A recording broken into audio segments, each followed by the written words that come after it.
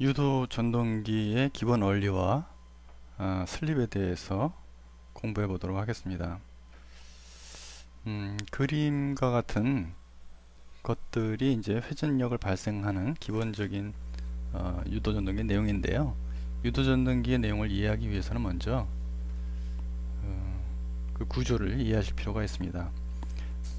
지금 여기 보시는 내용은 이제 회전자가 되겠죠. 회전자가 있고요. 이 회전자가 이제 축이 연결돼서 이제 공간상에서 이제 돌아가는 축으로 돌아가는 내용이 되겠고요. 이 주위에는 이제 도체가 연결돼서 감겨져 있겠죠. 이건 이제 고정자가 되겠습니다. 고정자의 내용은 여러분들이 동기, 전동기 고정자의 모양과 똑같다고 생각을 하시면 됩니다. 이것이 이제 들어가가지고 한 턴이 뒤쪽으로 해서 반대편으로 이렇게 나오는 식으로 구성이 되어 있죠. 물론 한 번만 감기는 게 아니라 여러 번 감기겠죠. 그렇죠. 그리고 이제 이것과 90도 위상차, 120도 위상차를 가져서 한 세트가 있고요. 또 120도 위상차가 있어서 한 세트가 이렇게 있겠죠. 그런 모양으로 이제 고정자 권선이 있고 그 안에 회전자가 있어서 돌아가는 모양이 생깁니다. 고정자의 권선에 의해서 여러분들이 고정자의 A, B, C 상이죠. 그래서 A상, 뭐 예를 들어서 B상, C상 이렇게 되어 있다. 그러면은 각각의 3상 평형 전압이 인가가 된다 그러면은 어떻습니까? 공간상에서 그 A, B, C 고정자 권선에 의해서 회전 자개가 발생하죠. 그래서 이 회전 자개가 공간상에서 회전을 하게 됩니다. 회전을 하면서 뭘 칩니까? 여기 있는 철심, 이런 또 농형 구조물에 철심을 치게 되죠. 그래서 이제 하나씩 놓고 봤을 때는 보이지 않는 자개, 회전 자개가 철심을 치면서 유도되는 전류가 발생합니다. 그래서 결과적으로 유도되는 전류가 나중엔 다시 어떻습니까? 공간상에 존재하는 자개와 상관관계를 일으켜서 회전이 되는 거죠. 그래서 회전 자개 방향을 따라 돌게 되어 있는 것이 그 원리가 되겠습니다. 자, 구조적인 구조물을 보면서 한번 설명을 드리도록 하겠습니다. 이 애니메이션 한번 보도록 하시겠습니다. 여기서 보면은 지금 이제 한 바퀴 가지고 회전자가 이렇게 회전자 자개에 의해서 한 바퀴 돌 때, 한 바퀴 돌 때 모양을 이제 애니메이션으로 표시를 한 겁니다. 이 애니메이션으로 이제 표시하는 내용은 뭔가 자세히 보실 필요가 있는데요. 자, 아까 보셨던 것과 같이 여기에 이제 상을 놨죠. 그래서 이것이 뭐 A상이다. A 다시가 되겠죠. 90도 위상 B, B 다시. 그 다음에 C, C 다시 뭐 이런 식으로 상차를 갖고 있는 모양들이 구성이 되어 있고요. 그러니까 이게 고정자 구조물이 되는 거죠. 그 다음에 아까 봤던 그 안쪽에 있는 이런 회전자가 되는 거죠. 그리고 이제 고정자 및 회전자에 의해서 받는 자속이 있습니다. 그래서 회전자계 결과적으로 이 빨간색이 되겠는데요. 빨간 A상에 의해서 발생하는 것, 그 다음에 B상에 의해서 발생하는 것, C에 의해서 발생하는 것, 그래서 이제 총합이 이제 회전자 BM이라고 그러는 회전자계로 발생하게 되는 것이죠. 그래서 회전자계가 이제 돌고요. 그 다음에 이제 회전자도 따라서 돌겠죠. 이건 이제 회전자도 따라서 이렇게 돌고, 회전자와 회전자계에 이제 돌 때 회전자가 회전자계를 동일한 속도로 따라 돈다. 1입니다. 그 경우를 지금 얘기한 거고요. 근데 사실 동일한 속도로 따라 돌아가 아니라 약간 처진 속도로 운전이 됩니다. 그래서 여기 보시면은 이게 지금 로타의 속도가 2라고 그랬는데요. 1보다는 약간 떨어지는 속도로 0.8 정도로 놓을까요? 이렇게 놓고 한번 보도록 하겠습니다. 자, 한 바퀴 돌다 시작할 때 이렇게 쭉 보시면 밑에 내용을 한번 보실 필요가 있습니다. 밑에 보면 시작할 때는 자, 이 부분에 보면은 회전자와 회전자가 자와 회전자계가 요 지금 권선 모양을 보십시오. 이것이 이제 어긋나기 시작하죠.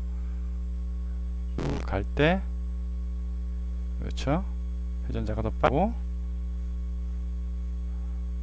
완전히 하나를 넘어섰죠. 그렇죠. 그런 식으로 회전자계 빨리 회전을 하고 회전자는 그거보다 좀 늦게 따라가는 모양으로 구성이 됩니다. 그래서 여기서 여러분들이 어떤 사실 하나 발견하게 되는데요. 회전 속도는 항상 일정하겠지만 회전자의 속도는 그렇지가 않다는 걸 아실 수가 있죠. 그래서 회전자와 회전자계의 상대적인 속도가 상당히 중요하겠다 하는 사실을 발견할 수 있는 그것이 바로 슬립이라는 의미로 됩니다. 슬립이란 말은 사실 많이 거론되는 그런 내용입니다. 자, 여기서 보시면은 이제 아까 그 회전자계가 돌아가는 속도가 있었죠. 여기 보시면 그래서 회전자계가 돌아가는 속도를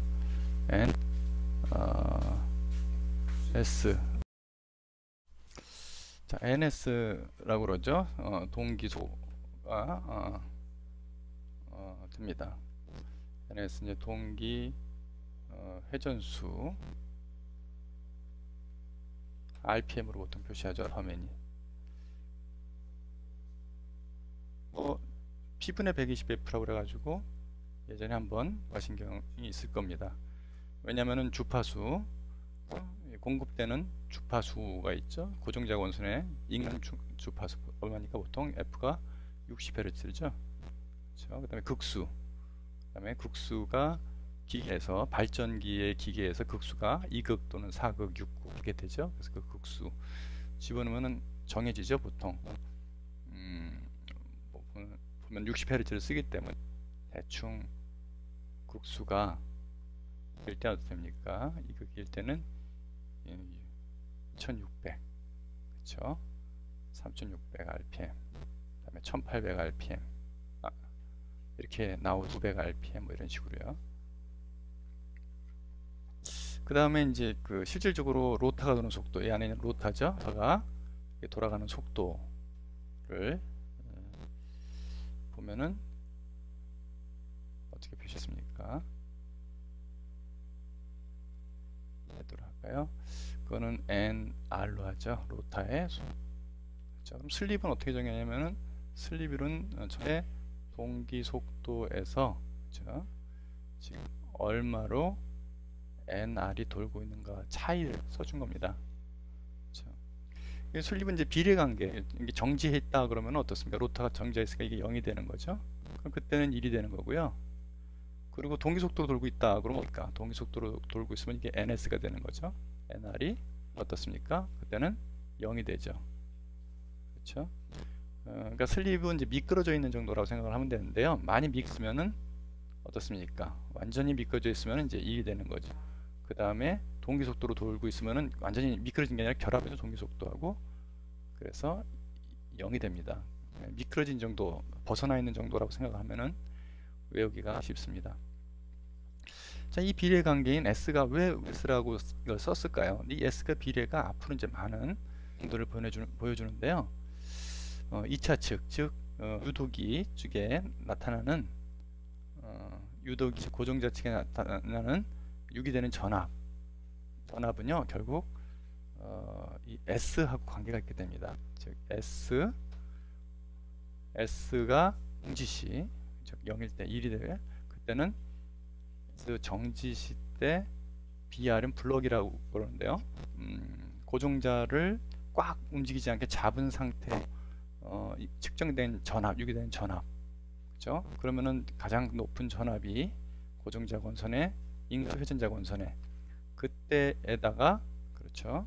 S를 곱한 것이 실질적으로 고정자 권선, 고정자 권선이 아니라 회전자 권선에 유기되는 된다 하는 사실입니다. 그리고 회전자 건선에 유기되는 주파수도 결국은 S하고 뭡니까? F 그 자 권선에 인가되는 유기되는 인가되는 임압의 주파수하고 이렇게 된다는 얘기죠. 이걸 한번 설명해 볼까요? 어떤 의미인지. 만약 60Hz로 인가라도 S가 정지가 돼 있다. S면 회전자가 정지가 되어 있으면 S가 1이 되죠. 또는 정지되어 있으면은 회전자 쪽에는 주파수 60Hz가 다 걸린다 하는 얘기죠. 그렇죠? 즉 여기 도체가 서 있으면은 서 있는 도체 회전자가 이렇게 돌면서 60Hz로 계속 치니까 이 도체는 60Hz가 인가가 된다는 소리입니다. 그렇죠? 그리고 이것이 이제 슬슬 돌기 시작해서 도체 고정자의 도체가 돌아 회전 자개하고 속도가 차게 되면 어떻게 되면 슬립이 0이 되는 상태죠. 그때는 0이 되죠. 즉 FR의 주파수가 0이 된다. 이 말은 뭐냐면 유기된 전압이 이 도체에 없게 된다는 겁니다. 2차 측에 그런 오묘한 그 비례관계를 표시하기 때문에 이가 나중에 등가 회로라든지 특성 해석하는 데 있어서 아주 중요한 역할을 하게 됩니다.